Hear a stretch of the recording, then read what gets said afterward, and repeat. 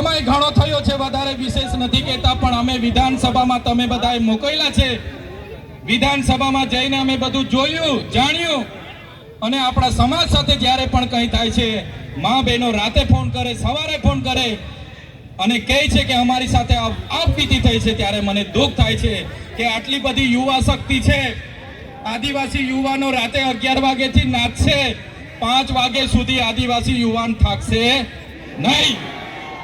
આદિવાસી યુવાન અહીંથી પગપાળા લઈને નીકળશે, 15 દિવસ પાવાગઢ ને ભાગવલ જશે, આદિવાસી યુવાન થાકવાનો નથી. પણ આદિવાસી યુવાનને હું વિનંતી કરું છું, તમારી જે શક્તિ છે, તમારો પાવર છે, એ નાચવા કૂદવામાં, પગપાળા જવામાં કે લડાઈ ઝઘડા અંદર કરવામાં નહીં વેફળશો. તમારી શક્તિનો ઉપયોગ આવનારા દિવસોમાં સમાજને ન્યાય આપવા માટે કરો. હું તમને વચન આપું છું, અમે આગેવાની લેવા માટે તૈયાર છે. અમને તમારો સાથ જોઈએ છે, તમારો સહકાર જોઈએ છે, સાથ જોઈએ છે. જે રીતના આપણા પૂર્વજોએ અંગ્રેજો સામે નમતું નથી ઝૂક્યું, એ આદિવાસી સમાજમાંથી અમે આવીએ છીએ.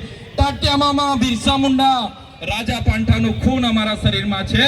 અમે ક્યારે કોઈના બાપથી ડરવાના નથી.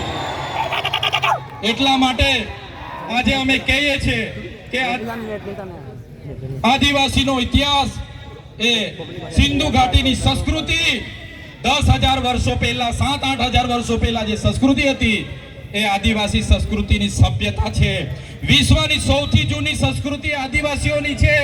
આજે અમેરિકા, આફ્રિકા, બ્રાઝિલ, ઇન્ડોનેશિયા તમામ દેશોમાં આજે આદિવાસીઓ ધામધૂમથી 9 ઓગસ્ટ વિશ્વ આદિવાસી દિવસ ઉજવે છે. ત્યારે એક આદિવાસી સમાજના લીડર તરીકે, તમારા પ્રતિનિધિ તરીકે આજના કાર્યક્રમમાં તમને મેં સેવા જોહાર કરું છું. આવનાર દિવસોમાં ઉલ ગુલાલ જિંદાબાદ કરવું પડશે તો તમારે બધાએ સાથ સહકાર આપવું પડશે.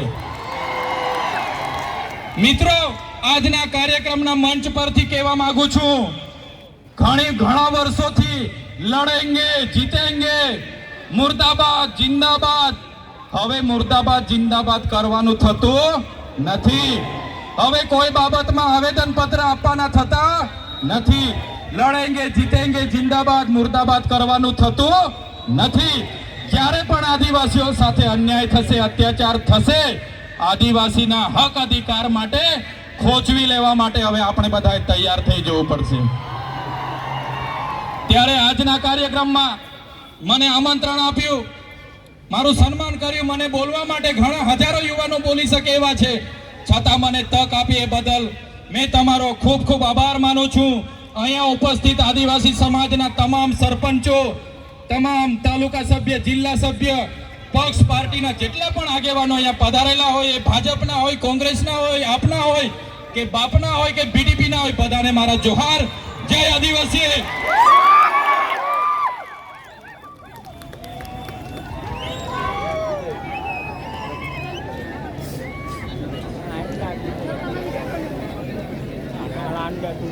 ચૈતરભાઈનો ખૂબ ખૂબ આભાર.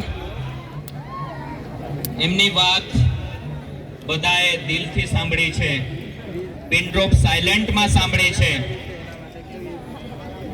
એમની વાતને આપણે અનુસરીશું. अब लड़ने का मौसम नहीं है, वो छीन लेने का मौसम आ गया है. એટલે આદિવાસીઓ ભેગા થાય છે પણ એકતા થતા નથી. એમની વાતમાં દમ છે. આપણે આપણા પ્રશ્ન માટે ભેગા થતા નથી, ભેગા થઈએ છીએ ત્યારે એકતા થતા નથી. આશા રાખીએ છીએ આ મંચ પરથી તમામ પક્ષના લોકો આવો કોઈક વિકટ પ્રશ્ન આવે ત્યારે સાથે રહી, સમાજની પડખે રહી આપણા પ્રશ્નને સોલ્યુશન લાવીશું એવી આશા સાથે હવે આપણે રેલી સ્વરૂપે શરૂઆતમાં ઢોલ વાદકો શરૂઆત કરશે અને એમની પાછળ આપણે નાચગાન કરનારા તમામ લોકો જોડાઈ જઈશું. ગ્રાઉન્ડ લેવલે કોઈ ઢોલ વાદક અહીંયા રહેશે નહીં. તમામને ખાસ વિનંતી, ઢોલ વાદકો પોતાનું વાદ્ય તૈયાર રાખે અને આપણે રેલી માટે તૈયાર થઈ જઈશું.